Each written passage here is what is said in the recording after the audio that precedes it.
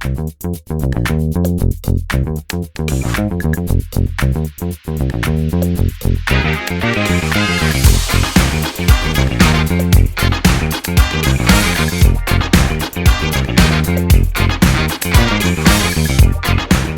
good, ladies and gentlemen? Welcome to The Reckoning. I'm your host, Big Daddy. Got Lex here with us. Coach D is in Dallas trying to find a Cowboys fan. They're hard to find these days. Yeah. He'll find a bunch. But no, Coach D's in Dallas doing some business. So it's just up this week. So let's get it popping. Whew. Okay. All right. I got to hit this first. Let's get into it before we get started. Okay. I am tickled at what came out of the women's championship game. Me too. I'm gonna be real. I don't even care about. I don't. Whatever. Like, whatever. Why are we? Anyways, this is what I do care about. Okay. That game shows that under the right circumstances, women's sports can be very entertaining. Not just that though, but like captivating. Yeah, that's what I mean. The United States was captivated by, and it wasn't the Women's World Cup, something that's every 4 years or something like that. It's like, oh no, it's Final Four. And this is what's going to be crazy. Okay. There's two reasons why I bring it up. One, it drew 9.9 million on cable. Come on now. So that's huge. That number may be bigger than the men's because UConn is putting in work right now. And so it may be bigger than the UConn game. I think it might be. But here's the other thing, and this is what we got to discuss. Okay. The NBA is not pulling close to those numbers. Ooh, no, it's not. So the NBA has to have a conversation of what we need to do to get the fan interested in our game. So I'm going to present that to you. If you're Adam Silver, and they just did the collective bargaining agreement, and I have several problems with it. So do I, but okay. But we'll set that to the side. Okay. What do you do to make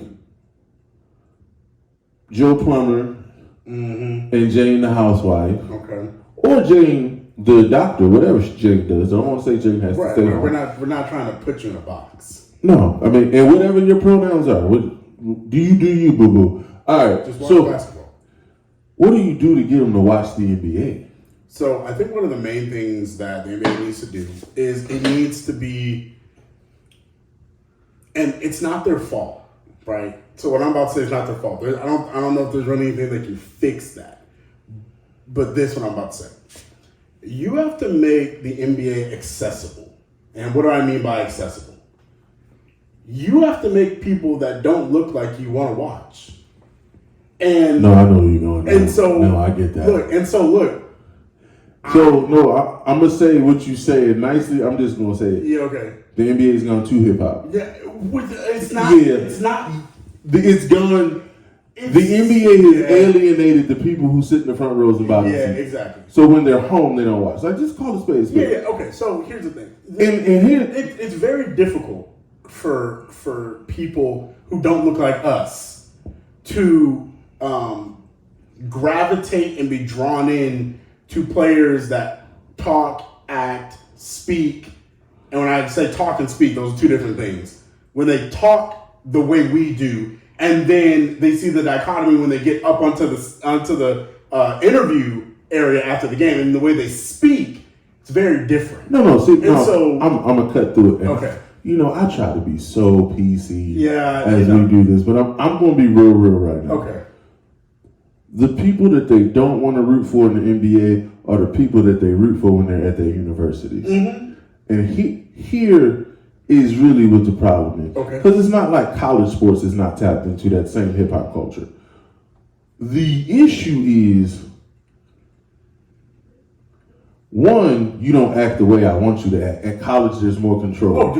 We put you in suits, we dress you up, and then we keep you from the media. So you don't act the way I want you to act, which is why they flipped out when she did this because that's not how I want you to act. Right, exactly. But the other problem is we're never going to get rid of.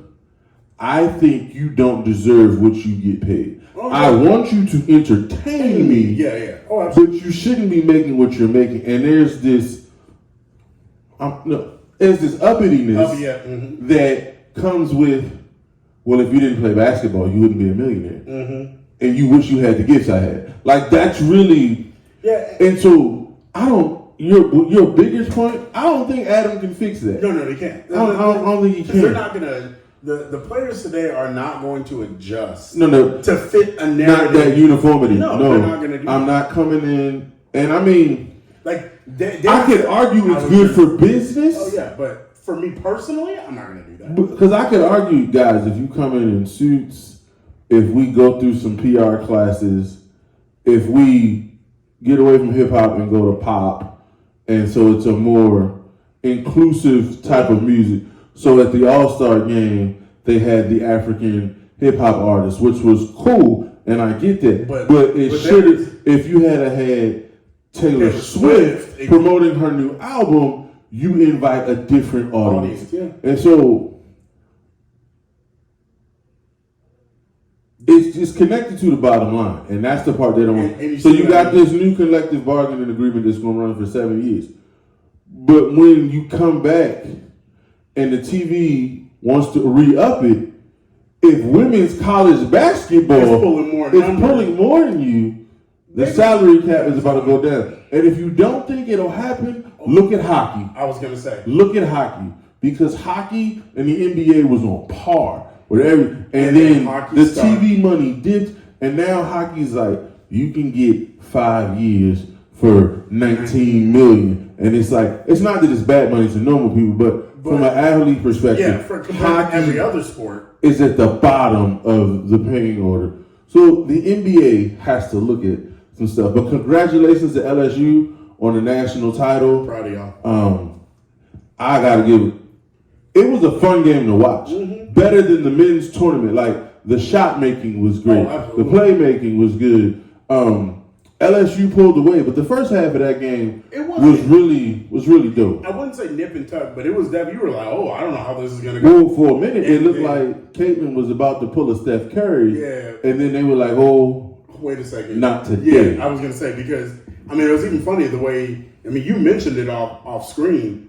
He was talking about LSU said, if you guard us the way you did South Carolina, look, that was when you beat someone almost by 40? By 40? Oh man, it's like the next topic we're about to talk about. When you beat someone by 40, it's pretty definitive. Well, I'm gonna tell you this. I think they can play 10 more times. LSU would never shoot like they shot it yesterday. Like, they had girls coming off the bench who hadn't scored in 3 games, and she got 21 points in the first half. Yeah. Like, that just doesn't happen. I mean, you could say that, or could it be more along the lines of? No, it could have been bad strategy. That totally, it totally could have been. But 21, and you ain't scored in 3 games. And I mean, the bank was open on that last shot. Like, she missed that shot by 2 feet, and it was so. Yeah. Just there. All right, more NBA, more regular NBA. Speaking of domination, All right, let me go. And on their home floor, on the home floor, Boston came to Milwaukee on my boy and his wife's anniversary. Shout out to Gary and his wife. Happy belated anniversary, y'all. They were in the building. Went back to Milwaukee because his wife's hometown and at the game, and Milwaukee decided not to show up. Yeah, they decided this ain't the night.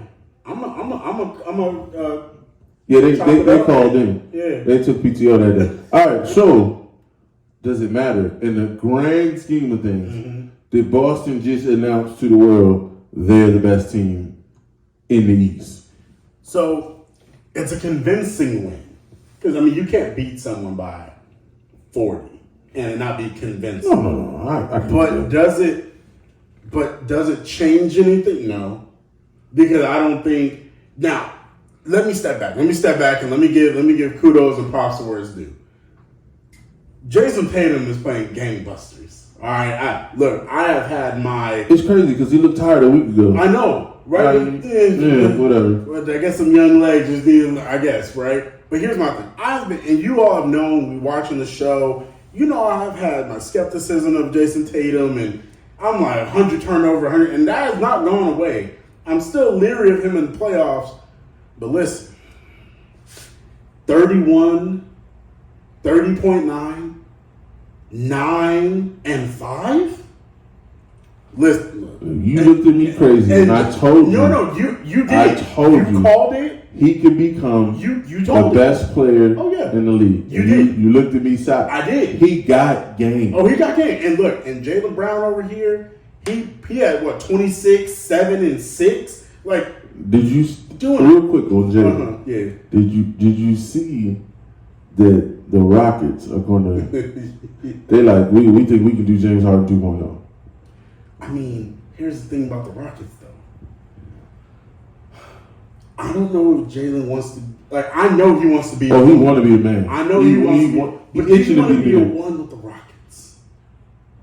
Bro. Do you want to be a one with the Rockets? That's my only thing. The Rockets are like what Cleveland was when LeBron left. But here's the thing. This is the thing. Okay. When you are what he is, you believe you are that man. Okay. I mean, I'm not saying he's not. No, but what I'm saying is he's looking at the Rockets like, y'all ain't nothing until I walk in the door. That's it. That's the mentality. Look. And so we'll see.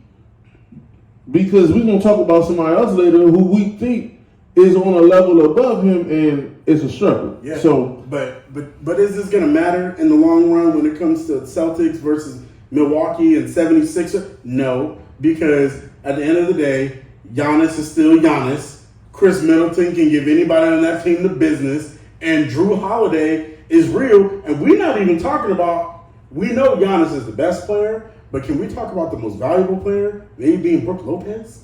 Like, Brook Lopez. Oh, what he does for them. I mean, he might, there's a chance he might win Defensive Player of the Year. He dropped 20 a year last night. Like, he's just, we don't see resurgences where you're a low post scorer only. Right. You can't rebound and you don't play defense.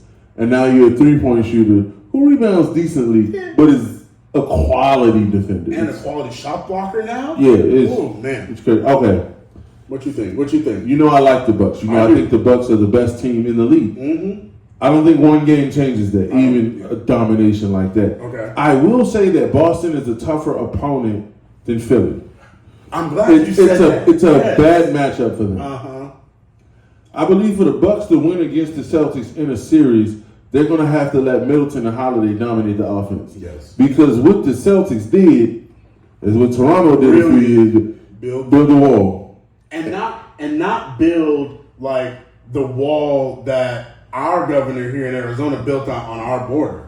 I mean, it's like, we're not going to let you in the lane. Help us, Jesus. I ain't even going to with you. So if they try to force things through Giannis, Boston will win. Oh, and it's not just win. They're going to dominate. Because it's the turnovers, it's the missed shots. Yep. And so for me, the Bucks have the talent, but will Coach Bud make the adjustments? Because that's what it is. To me, they're talented enough to beat Boston. Absolutely. But you can be stubborn to a fault. And I know Giannis is that dude. I'm not. Yeah, we're not debating that. But you got to play what's going to win and not want to win a certain way. But what have you always said? This is his claim to fame, and if you've never listened to his doctrine with this, what is it? Styles make fights, right? It is.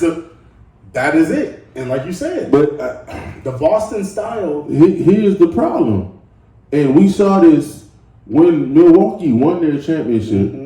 It was because Monty was refused to build the wall. He said we're going to God war because he had a way he wanted to win, and he wasn't willing to sacrifice. And it was the wrong call, and Giannis goes for 50. And do you want to win or do you want to win with your system? And there are a lot of guys that want to win with their system. Bill Belichick. It's the reason why D'Antoni doesn't have a ring. Because he wants to win with his system. Right. And anyway, don't get me started on D'Antoni. Yeah, well, I was going to say, good Lord. I know Steve. No, I'm going to say something. Okay. D'Antoni should have at least 2 rings. At least 2. When he was in Phoenix in 04-05. 4-5, yep. They're playing the Spurs.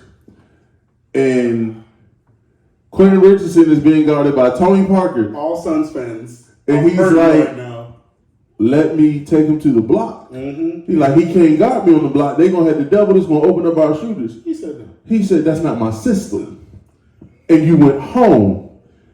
Then we're going to talk about Houston when y'all get to game 7 and you miss like 37 threes in a row. Like at some point, take the ball to the basket. Right. Like do something else. Pride come before the fall. And D'Antoni, like his name should be next to that scripture. Like, good God. All right. I don't even want to talk about this. I do. But this I'm so glad you put it on the roster tonight. Minnesota lost to Portland without 4 starters. And you know what? It serves them right. This is what you get. Here's my problem. First of all, I stand on this, and I've said this now for 2 years. I don't think they have the right coach. I don't like the coach. It's not. He doesn't command the room. He don't hold them accountable. He don't. I'm not a fan. Yeah. And then, like Memphis, they immature as all outdoors. So I come to lock you down tonight, and tomorrow and the rest of the week, I'm gonna take it off. Cat had 8 points. What are we doing? They've not figured out how to play consistently. So I do think the team has some talent. Like, we know Andy Edwards. He's And when Cat is on, when he wants to, but you know what? it's a Kentucky big man thing because him and AD just. Man, Okay, here's my thing. I don't know what to say about Minnesota. I mean, you know who Minnesota remind me of? The Jazz.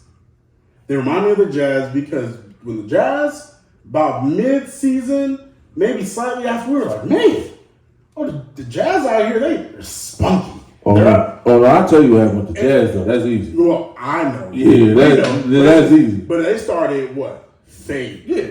Well, here's the thing. Same thing happened to the Timberwolves. We were like, oh, Timberwolves out here playing some good basketball. And then what happened? What started happening? Fading. And and like I said earlier, it serves them right. That's what you get for paying 4 first-round picks for Rudy Gobert. And Rudy Gobert can't even give you 14 points a night. He can't give you 15 points. He's giving you 13 points a night. And then, to make it even worse, Cat over here, he dropped below 21 a night. He giving you 21 and 7. The 21 don't bother me, but the 7 vexes me. No, I'm sorry. It's not even 21. It's 20.9. The 7, you can't be 7 feet tall. And get so the ball bounces to you 7 times. Listen, they are frustrating because, like you said, Cat is talent. He could be the best big man in the game if he tried, and he had that motor. But here's my thing: I know Anthony Edwards is a dog. We know that offensively. That's my point. If Anthony Edwards is your best player overall, you're not winning the championship. Not right now. I think his ceiling. He hasn't hit the ceiling yet. No. Well, he's 24? Maybe. Yeah. I don't think he's that old. But I'm just saying, defense is a mentality that it can be taught. It is true. No, it can. But at the same time, it's a will to want to do something, and I've not seen. He don't do it consistently. Yeah. There are times when he locks down, but it's not every night. No. And it depends on who he's going against and all. Here's the thing with that team specifically.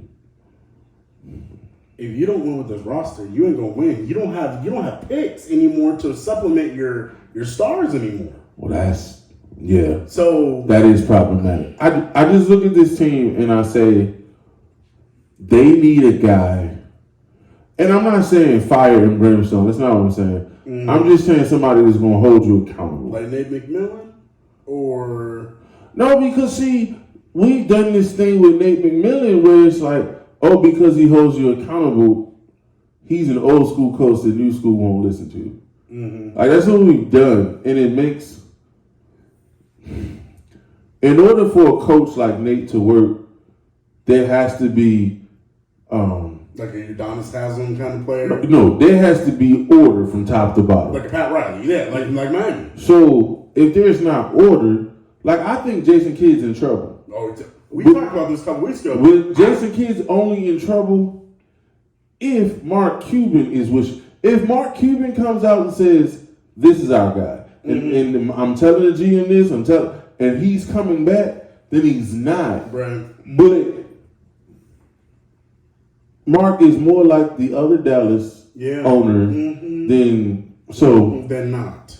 I just feel like in Minnesota, until they get leadership, it's a moot point. Yeah, I don't know what they're gonna do because they don't. And the trade. God, four. Help us, Jesus. Where are we going? God, 4. Awful. Speaking of underperforming, God, dog. This might have been the worst game. Just in terms of what it meant, this might be the worst. This goes to a lot of people not on this. I'm gonna go ahead and get on this. All right, here we go. I'm starting to see flaws in Steve Kerr. I mean, yeah. And it's not just we let Wiseman go. We didn't develop Wiseman. Listen, yo. And Wiseman came out last night yeah. and had a really cool quote that we've been saying. Mm-hmm. He said, this is essentially my rookie year. Yeah. That's what we've been saying. He played 8 games in college. He was hurt the first couple years in the NBA. He's learning. For y'all to give up on him made no sense. And then it's like, well... Because technically Wiseman should be Draymond right now. Well, they're like, well, he didn't fit the offense. Well, fit the offense around him. Exactly. If y'all the veterans and he's the rookie, until he comes up to speed, you know what? You fit in pick and roll. Yeah. And we're going to run some pick and roll for you. And they're like, well, he wanted to score. Well, if you watch him in Detroit, he's rim running. Yes. He's getting putbacks. Like, it's 20 minutes. They're not running a ton of stuff in him. It's kind of like how they developed Pascal Siakam up in Toronto. Like, until he developed into the Pascal we know right now, that's what he did. But I have a better one for you. Watch this. Okay. I don't think, and I'm not saying they're bad teammates, but I don't think the vets bought into him the right way. So that's fair. If you look at San Antonio, when they took Kawhi at 14, yeah, right. Oh, and they bought in, and they said, okay, and if you remember, Kawhi's rookie, he averaged like 9 points, right? And so they waited, and because they let it develop, and Duncan was willing to hand over the mantle, it extended his career, got him 2 finals appearances and a chip. Yep. Should have been 2, but right. Yeah, in the chip. So I look at Steph and I'm like, you see, Draymond's playing now more with his mind than his athleticism. Like he's cerebral. It's amazing. Yeah. But his lift is basically gone. The physical gifts? He's undersized at his position. Already, right. And then you got the 7-foot kid who, if we take him under our wing, could be special. And think about this, y'all. What if Wiseman had taken on the mentality of Draymond, but with the scoring of like a cat? I'm not saying he can score like but think about that. You got the defensive intensity and mindset, and you have the ability to score. No, I agree with you because sometimes I'm watching Golden State and they're playing 4 on 5. Yes. Because Draymond's like, I'm not going to shoot tonight because he knows I don't have it. I'm not feeling it's going to go. So he won't take shots. But to your point of how it extended Duncan's career, do you know how far it would extend Steph's, and we'll say Steph, but more importantly, Clay's career? If you had a dominant big man that played deep, like let's just call it a spade. He would be, because Wiseman has something that I wish Anthony Davis had. Not saying he doesn't have Anthony Davis' skill. We don't know that yet. Not yet, no. But what if he had Anthony Davis' skill, but he had Draymond's ability to play defense? Can you imagine what that would do? Well, see, that's the thing. Man, that's terrifying. That's scary. But watch this. If Wiseman became what DeAndre Ayton is right now, you can't guard them. Oh my goodness. DeAndre Ayton Oh ain't. God. DeAndre Ayton's still giving you 19 and 11. But Yeah. it's 19 and 11, and they barely giving them the ball. Is my point. Exactly. Yeah, they don't have to run plays. They don't have to run anything for him. So if Wiseman became that, but they didn't give him the opportunity. What are you going to do with Golden State? And so, bigger point with Steve Kerr, a lot of their trouble this year is that Steve, they didn't bring him up right. Yeah. You gave Jordan Poole the greenest light I've ever seen in somebody, but he plays zero defense. He plays zero defense. If you watch the Warriors, Jordan Poole, and this is so hard for me to say because I love players that play defense because I think it's an intensity, it's a will thing, and I'm going to assert my dominance over you. Jordan Poole plays worse defense than Houston Rockets James Harden. Houston Rockets James Harden is atrocious. But Jordan Poole plays. No, it is. If people get on Steph, like Steph back in the 16, 17, 18 finals, and Steph plays passing lanes. He doesn't play. He's sit not in a man. Chair, no, but Steph plays. At least he plays passing lane. Jordan Poole doesn't play defense at all. He's Steve Nash. Yeah, you remember Nash on the other side? Like Steve Nash is winning MVPs, but he giving everybody a career night every time they come in there. Like you getting 30 on Nash, and nobody's talking about it. That's part of the reason why they're 9-30 on the road. No, that's the point. Yes, like on the road, who you going to? The fact that Andrew Wiggins is coming back is major for their team, but I'm scared. I don't know, but I'm scared. But I don't know if that. See, here's the thing: people forgetting that. And all sports media is talking about this, and everybody's saying, "Oh my God, Andrew Wiggins is the key piece." When Andrew Wiggins was with the team, they were struggling this year. They still won 11 games under 500 on the road. So it's not like I agree with he's the savior. Andrew Wiggins. It's just how they are this year. Oh my God! But here's why I'm scared. Frustrating. You know what he's gonna hear in the road arenas. It's gonna be atrocious. And he already kind of a interesting, not a bad guy, but he's a weird dude. Yeah. So if they got to have a psychiatrist on the coaching staff because it should to be rough. You about to see when you go up to the free throw line, you about to see. Oh my God! Oh man! And that's what that's. I don't know. Man. I don't know. I may have just called it for this year. I don't. Well, look, he may as well just get it over with because it ain't going away. Well, yeah, but at least I can get farther away from it. Nah. But I understand. When he get back to the floor, it was going to be waiting for him. Yeah. It's going to be. Look, man, we don't wish any kind of that mental stress on you because that's tough when you're dealing with personal things on the court, and then those personal things get brought. Yeah, it should have never been exposed. And here's my problem. Again, the Warriors. Mm-hmm. I go to my employer and I tell my employer what my issue is, and somehow it gets out. My level of festivity, somebody. Moving on. I hear this question every other day, and it's a joke of a question. Are the Lakers a real threat? Yeah, because it's the Western Conference. No, heck no. What are you talking about? First of all, Lakers fans are the Dallas Cowboys fans of the NBA. Wow. Like, they just are delusional about their team. Everything is a glimmer of hope. Everything. I am not getting excited over a victory that came over the Houston Rockets. I'm not doing it. We just told you the Houston Rockets is hot garbage, and yeah, they are. Their coach is already fired. Stop it. We're not doing this. Dude, I'm telling you. Did I say that? I don't know the Houston Rockets will win the NCAA tournament. I said what I said. And look, Detroit wouldn't be a top 5 seed losing 20 of the last 21. Just put that out there. That's victory. They tanking for victory. All right. But look.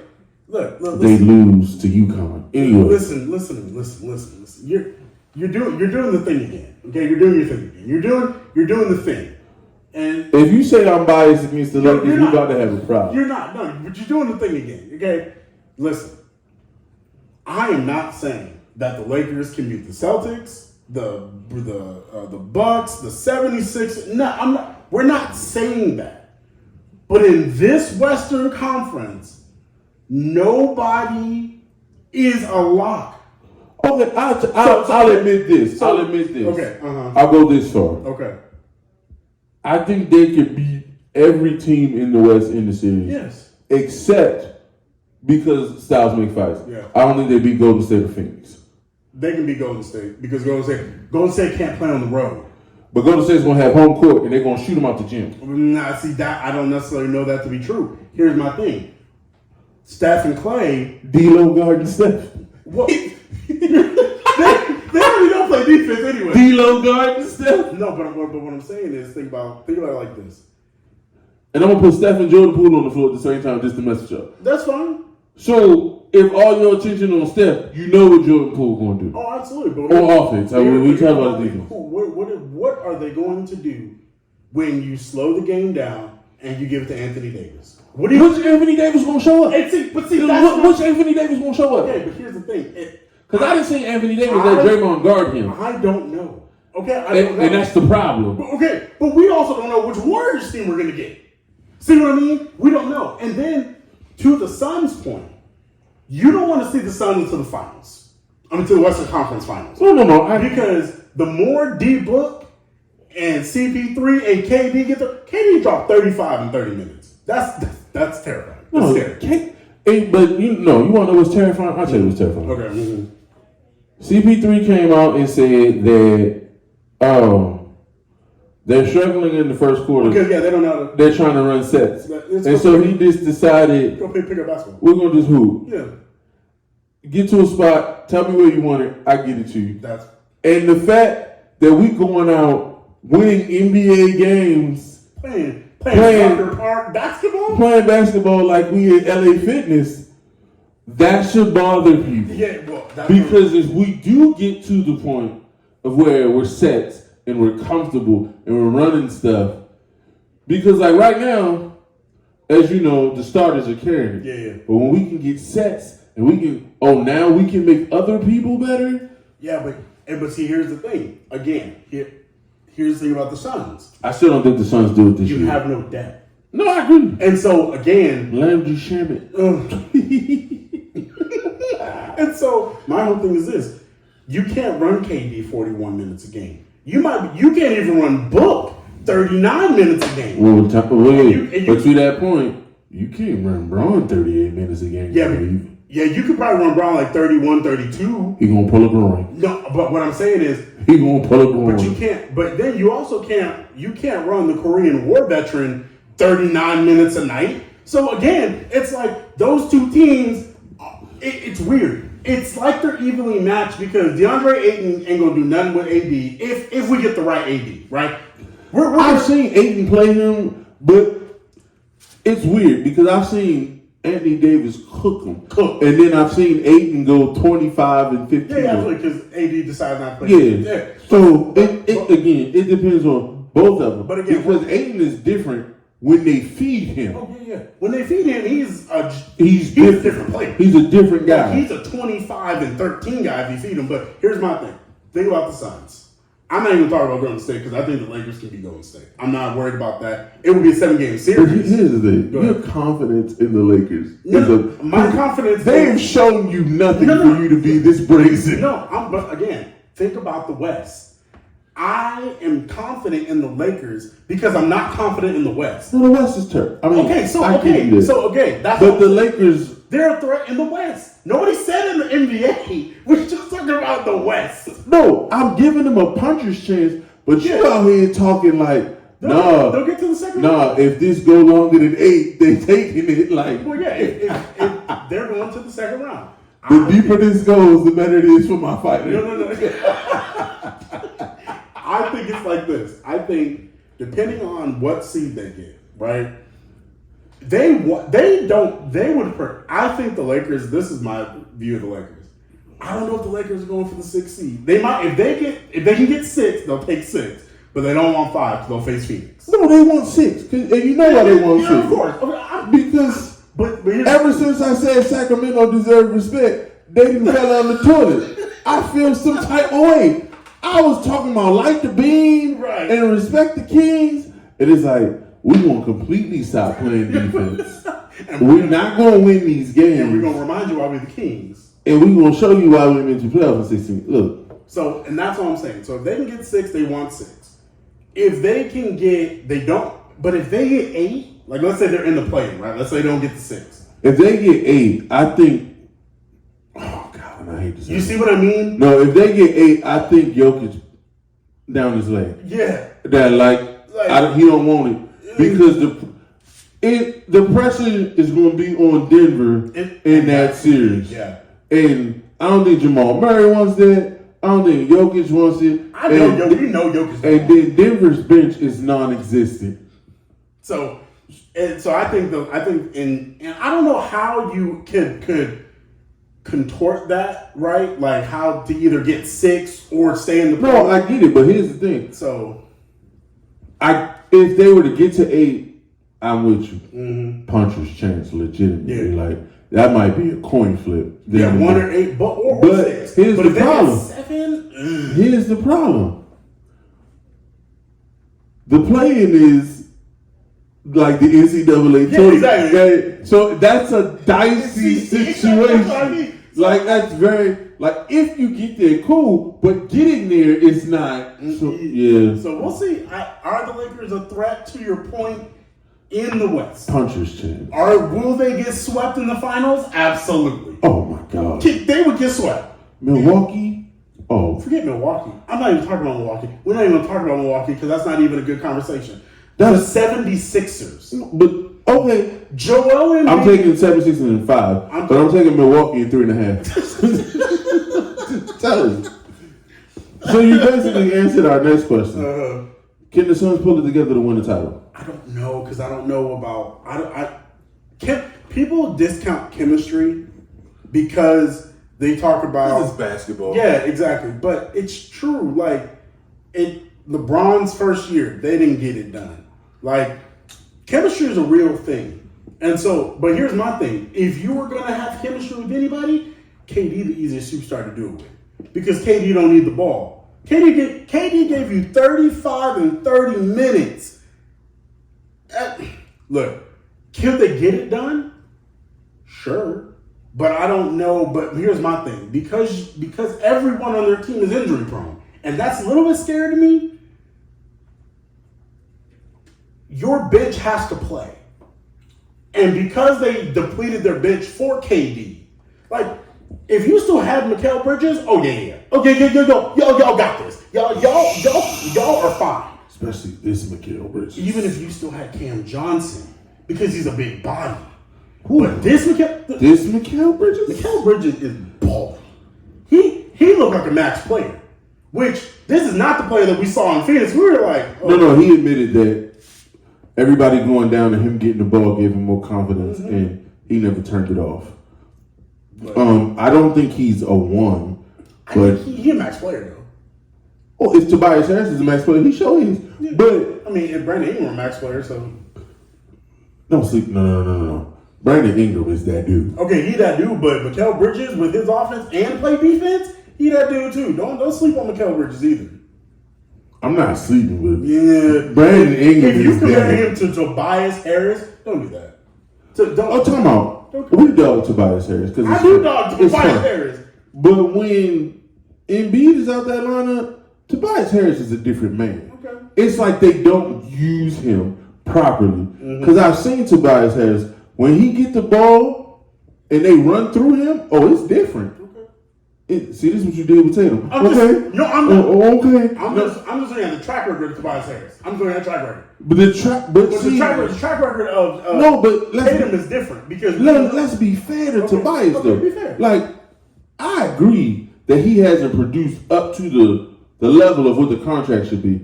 At the same time, y'all want me to be that dude, and I touch the ball every 7 minutes.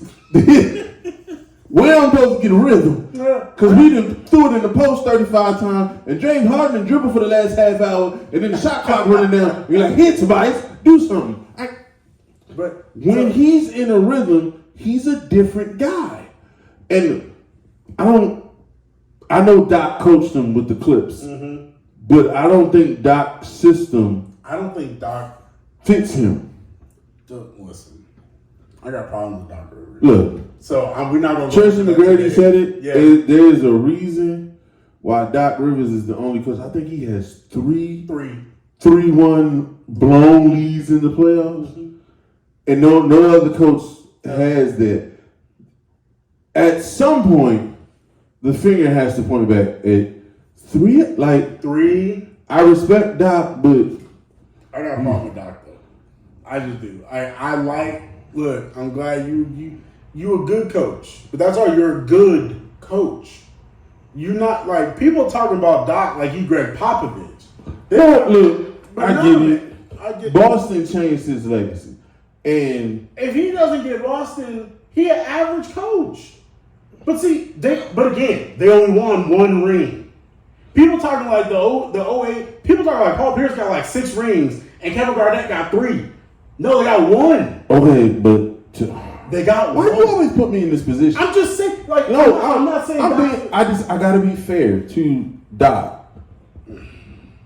They lost Game 7 of the 2010 NBA Finals because Kendrick Perkins hurt his knee. Okay, and it sounds like Perkins. People forget Kendrick Perkins. He was an important part of that team. But because Perkins was hurt, Kobe, who it ran down his leg in that game, but he was smart enough. I'm going to play defense and rebound. Yep. And he ended up with 16 boards. He doesn't get 16 boards if Kendrick Perkins is playing. Yeah. And so Doc does hang on. And he's like, we've never at that time that team had never lost when they were healthy. In 09 they weren't healthy, and then in 10. So I just want to put that in there for context. To me, the Clippers is the disaster for me. Like, I could talk about what happened in Orlando and how you mismanaged the prime of Tracy McGrady. Oh. I could talk about Boston and how Big Baby said it wasn't really you. Danny Ainge put out a lot of fires that you caused. But the Clippers, you had a young CB3, you had a young DeAndre Jordan, you had a young Blake Griffin, and you had Jamal Crawford in there too. And you had JJ Redick, and you had Matt Barnes. I don't think you didn't win one. You could have got at least one. Look, you could have got to a Western Conference Finals. Exactly. And then you won't make trades because it involves your son. And it became a cluster in LA. Yeah. And I just don't see it. Like, I know Doc's a good coach. I'm never gonna take that away from him. Would I rather have Doc than he respectable? Yeah, he's respectable. He respectable. But are there coaches in the NBA that I would take over Doc right now? There's at least 3 right off the top of my head that I would take over Doc Rivers. Well, you gonna take Spo. Yep. You gonna take Pop. Yep. Ty Lue. I'm taking all 3 of them before I get to Doc. Okay, I can see that. So, and honestly, and squad is kept right now. I'm taking Jack Vaughn with the Nets before I go to Doc. No, Jack Vaughn got to show me before I do that. Yeah, but I'm saying, like, you lost KD and Kyrie. Oh, and you still holding it together. I give you that. But see, when you look at that scrappy stuff like that, the reason why Doc started getting respect is before McGrady got to Orlando, he had a team and his best player was Darryl Armstrong, who you've never heard of. Yeah. Like, that team, it was 41-41. So it's like, oh, Doc can coach. And then they get T-Mac and whatever. So can they pull together? Not this year. But that's my thing. I think next year. I think next year is the year. Is the year that people need to be scared of the sun. But I'm going to say this because it don't get said enough. I need Monty. Monty, great dude. But I need Monty to repair the relationship with Ayton. And you got to be the bigger man and you go say I'm sorry. Because you're the leadership. You're the head. And Ayton's, in this situation, is the mentee. Yeah. And you're the mentor. You got to go and say, you know what? I was out of pocket. Yep. I talked to you wrong. I haven't been. You were big enough to say that you didn't give Jalen Smith an opportunity, which I said, and people looked at me like I was crazy. Right, exactly. And I told y'all he did. He admitted that you need to go to Ayton, and it can't be, well, we only talk at work, or we haven't talked all season, and we keep getting into these sideline battles.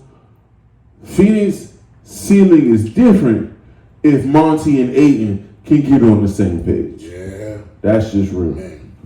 All right.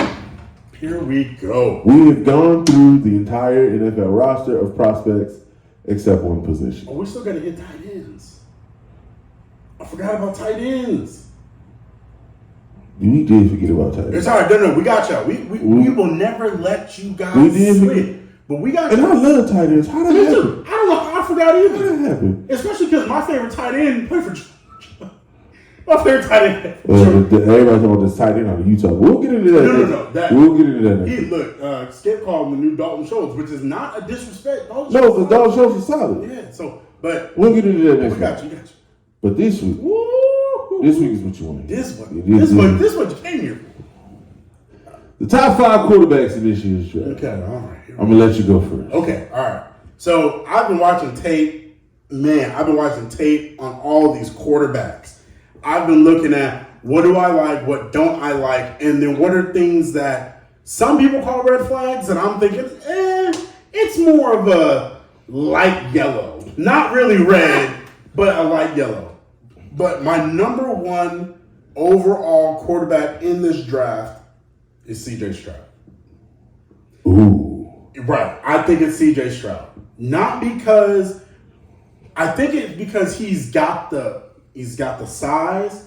I think he's got the accuracy. Now we will all see because we Ohio State quarterbacks will see. Mm-hmm.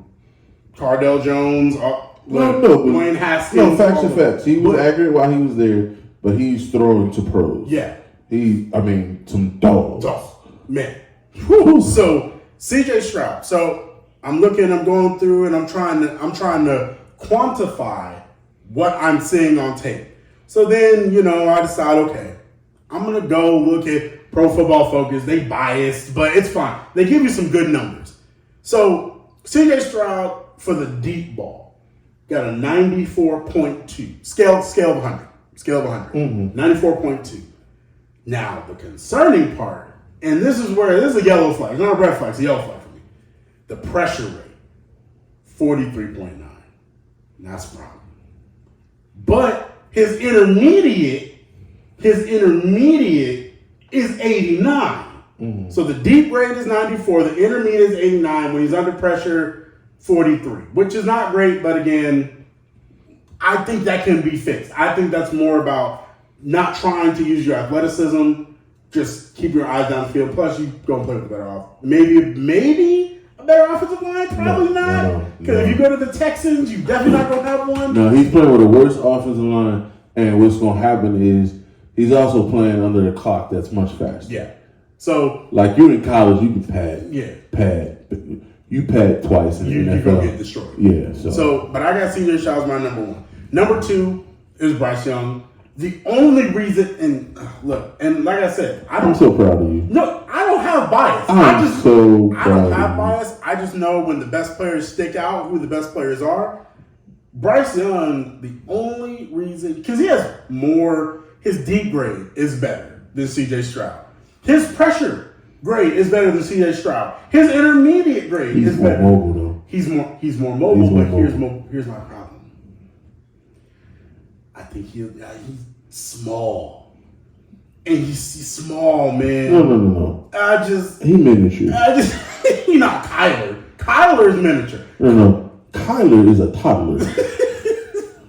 Are you smarter than a fifth grader? No, but that's my problem. It's like, if you were 6'2", you'd be Andrew Luck, RG3 level height. But oh my God. So I just have a problem with small quarterbacks. Like people say, Russell Wilson, Drew Brees. He's the aberration. He's not the rule. Exactly. So do I think Bryce Young might have a better career than C.J. Stroud? Maybe. But again, I always think about him the way I think about Tua. How can your body hold up against the punishment? So number two, Bryce Young. Now, here's the problem. All the rest of these quarterbacks are terrible. Because then you start getting into the Terry McKee, the Anthony Richardson, the Will Levis. But I want to highlight two things, and I'm going to give the floor to you because I'm done. Once I say these two things, I'm done. I just want to go see because everybody said Will Levis is going to be the second quarterback off the board, and I'm like, how? What kind of drugs are you putting into your system? Will Levis, deep brain, his deep ball is 70.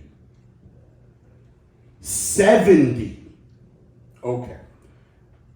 His pressure grade is minutely better than CJ Stroud at 54.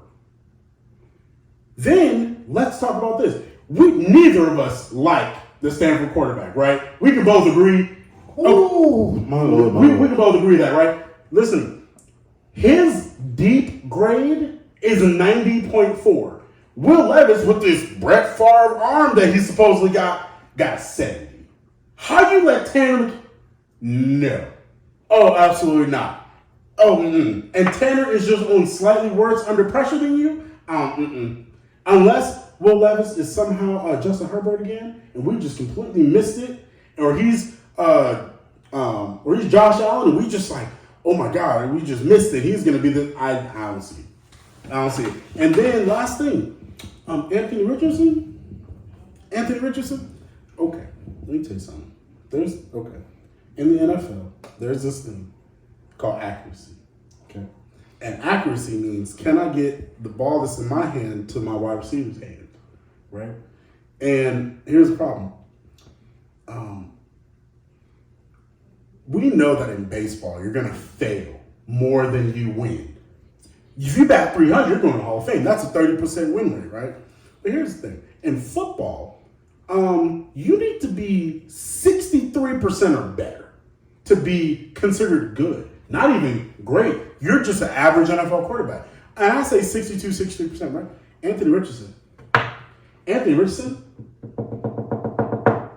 53% completion percentage. 53. And people say, Josh Allen. Josh Allen was a better prospect than him anyway. Oh my God, 53%. And they talk about he's going to be the third quarterback, first round pick. That's literally the definition of can't hit the broadside of a barn. That's stormtrooper accuracy. Oh dear God. That's stormtrooper accuracy. I'm done. I'm done. Oh my God. Go ahead. Okay, I'm gonna start off by saying Anthony Richardson is not in my top 5 quarterbacks, and the reason why he's not in my top 5 quarterbacks is because I'm not gonna put a quarterback with that much boom or bust potential. He could be, if the stars aligned and we remade Pluto a planet, he could be a better Cam because he's super athletic. He's got a cannon of an arm, but to me, he reminds me of a young Randy Johnson because he don't know where it's going. All right. And Randy Johnson used to scare people because he didn't know where it was going. Exactly. And then he used that crap on purpose. Randy was hilarious. Ask John Crook. If you haven't seen it, go watch the 93 All-Star Game clip of Randy Johnson versus John Crook. It's wrong. Number 5. Okay. Started from the bottom, now we're here. Max Duggan, TCU. Duggan, excuse me. Duggan, yep. I don't think he's special. I don't think he's great. But I think he's going to hang around the league for 10 years because he's smart. Yeah. Like Chase Daniel. He's going to hang around the league. He's going to be there. You're going to draft him around 5 or 6. And he's just going to be on your roster. Super rush kind of player. If you get in a pinch, he could do 2 or 3 starts for you. Yeah, okay. Number 4, Aiden Powell, Purdue. Yep. I like how the ball just pops out of his hand. He's really accurate, and I don't know that he played with another pro on offense. Maybe one. Maybe one of the receivers. Maybe. But definitely, I don't think so. I'm not saying he's great, because here's the problem with Aiden. He's 25. Yeah. And if you're 25 and I can't play you day one and you can't play Aiden day one, you don't have time to sit per se, because it's weird, but they don't want to wait on you at 27, even though the only thing I really guarantee is your first contract anyway. It's how the NFL thinks is very unique. Yeah, it's but I have Aiden Powell. Okay. My third quarterback is CJ Stroud. Okay, third, okay. I have CJ third, and I have CJ third because you played at Ohio State under perfect circumstances. Yeah, that's fair. Amazing offensive line, amazing tailbacks, amazing wide receivers. Ooh, especially wide receivers. And it's not that you're not going to have some talent around you, but you're going to a talent deficient team, and they're going to ask you to lift them up. And I don't know if he is the guy who raises the tide. That's fair. That's fair. That's fair. And he could, like, I like his arm, I like his accuracy, but I don't know if, as Coach would say, if he's a force multiplier. Yeah. Mangini talks about the quarterback has to be really like that, yeah. a force multiplier. And I don't know if CJ is that. I'm not saying he's going to take away from you. You know, he's not he's not Mark Sanchez, hopefully. But is he a force multiplier? Okay. Number 2 is Bryce. Okay. And I like Bryce because Bryce didn't have one of those traditional Bama offensive lines where it was super stout and you could just sit back. Bryce was running for his life a lot. And when he was running for his life, he was making plays. I think that will serve him well, but I also like the fact it's not Johnny Manziel like where everything was off script. No. He can play on script. Mm-hmm. Does the size bother you? It bothers me. Yeah, because he 160 pounds soaked away with a brick in his pocket. Yes, it bothers me.